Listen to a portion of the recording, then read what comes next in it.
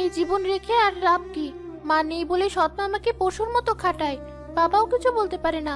এখন টাকার লোভে আমাকে মৃত পথযাত্রী মানুষের সাথে বিয়ে দিয়ে দিচ্ছে। তার চেয়ে মরে যাওয়াই ভালো। শুনেছি এই জঙ্গলের গর্তে বিষাক্ত সব সাপ থাকে। আজ ওই গর্তে হাত ঢুকিয়ে দেব, আমার একমাত্র মুক্তি। বিদায় পৃথিবী, আমার মতো দুর্ভাগ্যার কোনো অধিকার নেই। সৃষ্টিকর্তা, তুমি আমাকে মাফ করো। এ কি? এটা তো কোনো সাপের গর্ত নয়, মনে হচ্ছে শক্ত কিছু। মাটির নিচে পুঁতে রাখা কাঁচের বোতল, এত ভারী কেন? আর বোতলের মুখটা এমন অদ্ভুত ভাবে মোম দিয়ে আটকানো কেন? ভিতরে কালো ধোঁয়ার মতো কি যেন ঘুরছে। দয়ালু মানুষ, আমাকে বের করো। আমাকে এই দম বন্ধ অবস্থা থেকে মুক্তি দাও। কে কে কথা বলে?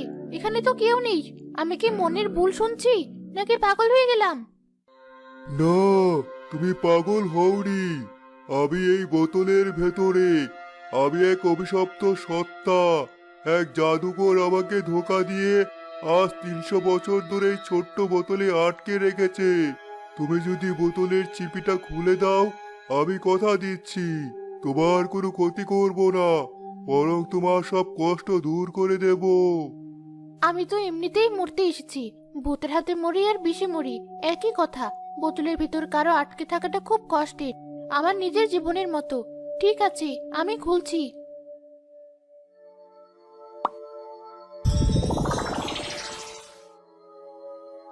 আহ, কতদিন পর মুক্ত বাতাস।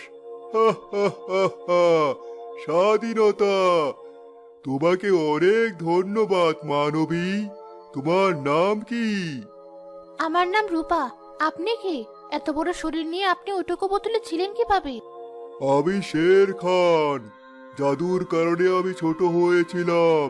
তুমি আমাকে মুক্ত করেছো, তাই আমি এখন তোমার গোলাম। বলো, তোমার কি চাই? তুমি কেন এই গভীর রাতে জঙ্গলে এসেছো? তোমার চোখে পানি বা কেন? আমার আর কিছু চাওয়ার নেই। সৎ মায়ের অত্যাচারে আর জোর করে বিয়ে দেওয়ার ভয়ে আমি এসেছিলাম। আমার পালানোর কোনো পথ নেই। ছি ছি, জীবনে তো সস্তা নয়। আর আমি থাকতে তোমার মরে যাওয়ার কোনো দরকার নেই। এখন থেকে আমি তোমার ছায়ার মতো থাকবো। তুমি যখনই আমাকে ডাকবে, আমি হাজির হয়ে যাব। তবে একটা শর্ত, আমাকে ডাকার সময় বলতে হবে, বোতলের ভূত সামনে এসো। আপনি সত্যি আমাকে সাহায্য করবেন? আমাকে ওই বিয়ে থেকে বাঁচাতে পারবেন? আমার